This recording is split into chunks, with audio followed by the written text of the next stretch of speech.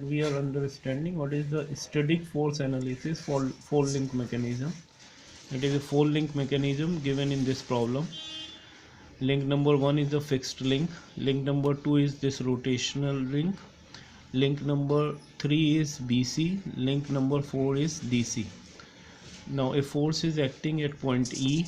The magnitude of force is 80 kilonewton. It is acting at 150 degree from the x-axis direction. All the important parameters are given, like AD is 500 mm, AB is 400 mm, BC is 1000 mm, DC is 750 mm, DE is 350 mm. How to do static force analysis? What is the meaning of static force analysis? Is that if we are having such kind of four wall mechanism and a force, external force is implemented at a point, then what particular torque should be implemented on link AB so that the position of equilibrium will not be disturbed. So to do this, we have to move through identification of different links and going for static force analysis. So first of all, if we are moving with the graphical method of analysis, what we will do first, we will make the free body diagrams. The very first step is make a configuration diagram of this link, taking suitable scale. So you convert mm into some centimeters on some suitable scale and redraw this diagram. Once you have redrawn this diagram, then we are going for making graphical analysis of this. So we will be analyzing free body diagrams of individual links. So we'll start with the links. There are three kind of conditions for equilibrium of link. Any link can be a two force member, it can be a three force member, or two force and a torque member. So let us see this one by one. If we see the link number 3 is a two force member. Why two force? Because one force is coming from link number 2 to link number 3 and one is coming from link number 4 to link number 3. So initially, if I'll draw the FVD of link BC, that is going to be like this. I have two forces. One is F23, that is force at 3 because of 2. F43, that is force at 3 because of 4. Now I have shown is with the dotted lines. That means the force is acting along this. Why it is acting along this? Because two force member, if we are talking about equilibrium, force should be equal and opposite. So it will be either arrowhead towards a point or away from the point. That is what is, if equilibrium under two forces there, then this is the condition for equilibrium. But we do not know that what are going to be the direction of, that is what is going to be, it is either compressive, member is under compression or under tensile state. So we have initially just drawn dotted lines indicating that we are not aware of the direction of arrowhead, but we are aware of what is the line of action of this force. These two forces are going to be equal in magnitude but opposite in the direction. Now we'll see the FVD of link number 4. Now link number 4, there are three forces. One in an external force, which is already given in the position and magnitude by this force F. Two forces, one is acting because of link number 1 on 4 and because of 3 on 4.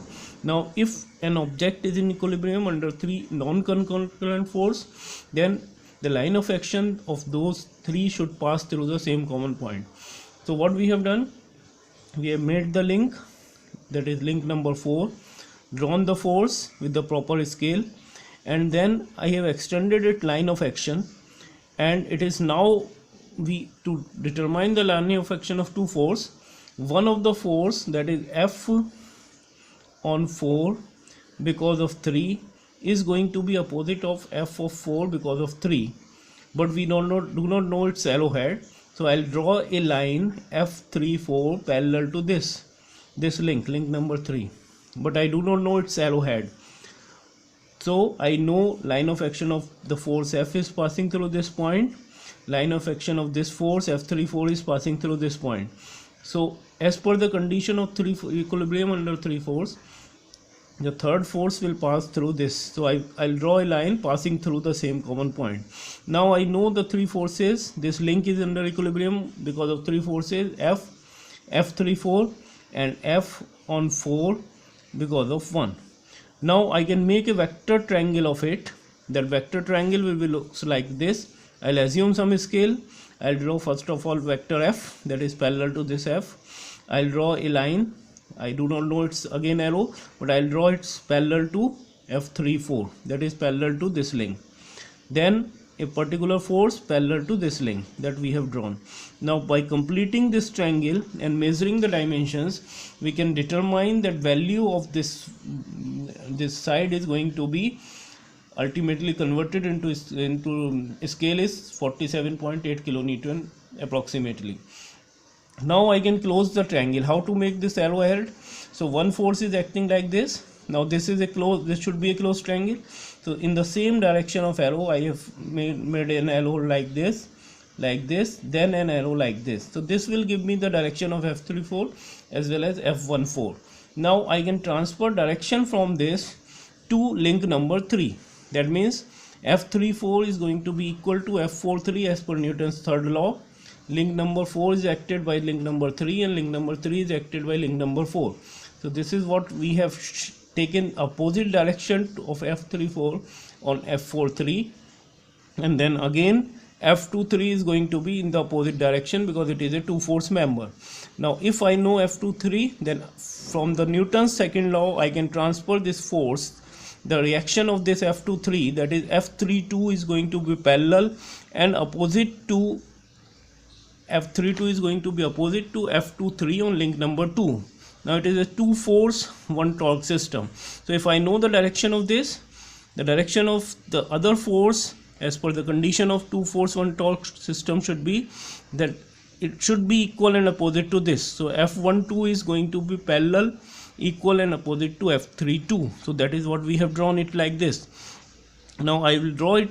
If I'll draw by the scale, then these two forces are not going to be parallel. These two forces are parallel, but the perpendicular distance between them, how to get it? That is, I'll draw a perpendicular from this point to this line. I'll get the value of h. If I'll go for configuration, it comes around 393 mm. So I have got the h. So torque, the value of torque is, now this force is making a couple. This is rotating like this. One is, it's moving like this, that is in the anti-clockwise direction. To sustain this force, because this couple is coming because of this force, so to sustain this force I have to implement a torque that should be in clockwise direction. So the value of torque can be obtained by torque is equal to force multiplied by the perpendicular distance or the arm of the couple, that is h. If I'll multiply this, I'll get this value is going to be 18780 kilonewton mm. So this is how we should implement static force analysis for four link mechanism. Thank you.